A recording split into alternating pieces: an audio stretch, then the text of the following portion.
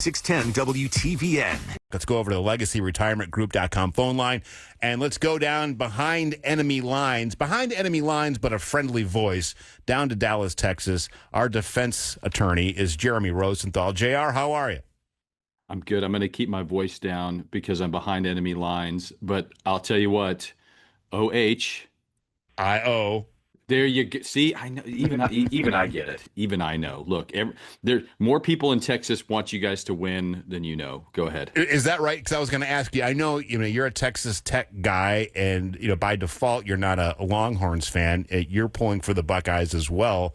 But what's the vibe in Dallas? Are people talking about this game like we're talking about it up here? Actually, yeah, it is getting a lot of buzz. You talk to the UT people, they're about to raise their banner already that they're the number one ranked team in the country. That's kind of what they do in August in Austin, is they'll sort of let you know just how important they are. Watch, I think it's an ESPN 30 for 30 Pony Excess. That shows you how Texas is the Middle East of college football. All of the crazy of the whole college football planet is in Texas, 100% of it. And that's one of the issues. Like, I have plenty of friends that are, Big Ten folks. They live in Indiana, they live in Wisconsin, they live in Ohio, Michigan. And the difference is at work, I've got people from 12, 10, 8 different schools here that are talking noise.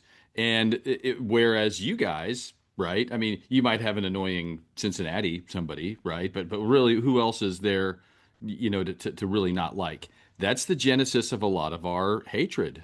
Very interesting. And I would imagine there's going to be a lot of Longhorns fans making the trip this weekend up to Columbus from Dallas and other parts of your state. So we'll welcome them as we do with the best hospitality in Central Ohio that we can provide.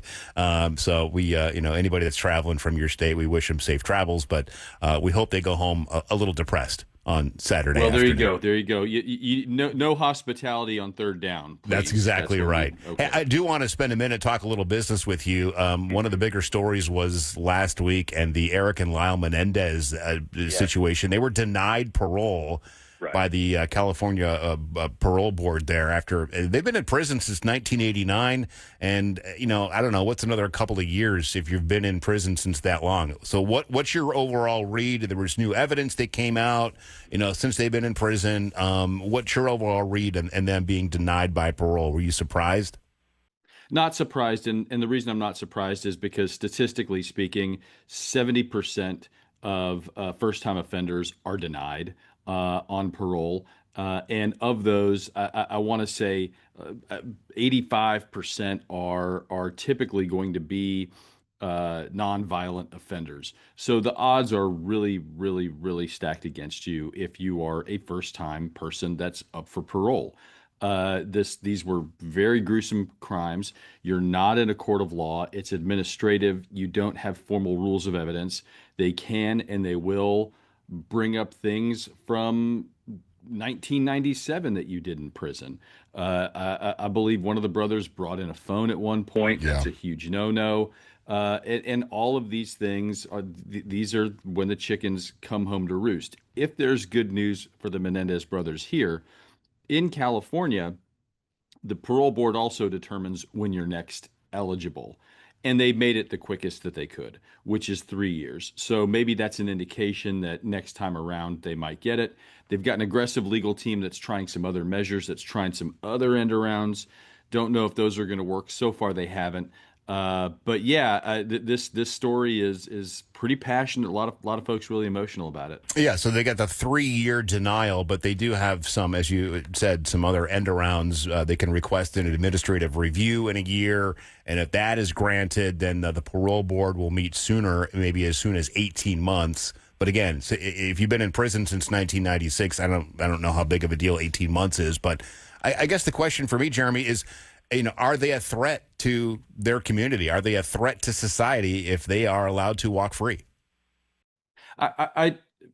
I don't know these guys. If they paid me enough and I was their lawyer, then I certainly wouldn't be feel ththreatened by them, and I'd be like, "Yeah, sure, we get you out. I see how you can go live over there. I see how you guys operate. You can go live in Austin. But yeah, so but people change, and these are not 18 and 19-year-old boys anymore. And look, one of the things that I'm doing, if I'm Mark Garagos, a high-profile lawyer, I'm getting psychological testing done, showing the parole board, look, we're not sociopaths. We're not Ted Bundy, okay? We're not just telling people what they want to hear. There are people walking out around among us that are sociopaths. Those are the dangerous of the dangerous. So you're trying to allay those types of fears, but you're also, when you're a parole board, you're also trying to, you tend to weigh things based on the last guy who was in here, right? The guy came in here 10 minutes before you, killed his wife in 1987, and why are you more deserving than him? So that so that's probably has a lot more to do with the decision-making process than we give it credit. Sure. Very good. Well, he is our Buckeye fan in Dallas, Texas. You can check him out at texasdefensefirm.com. Jeremy Rosenthal. I'm sure we'll touch base next week and we can recap the game. Absolutely. We're going to talk about our big win. I like you're like our big win. I love it. Our big win. That's yes. Right. All right, yes. Jeremy. Thanks, brother. Yes. We'll talk soon.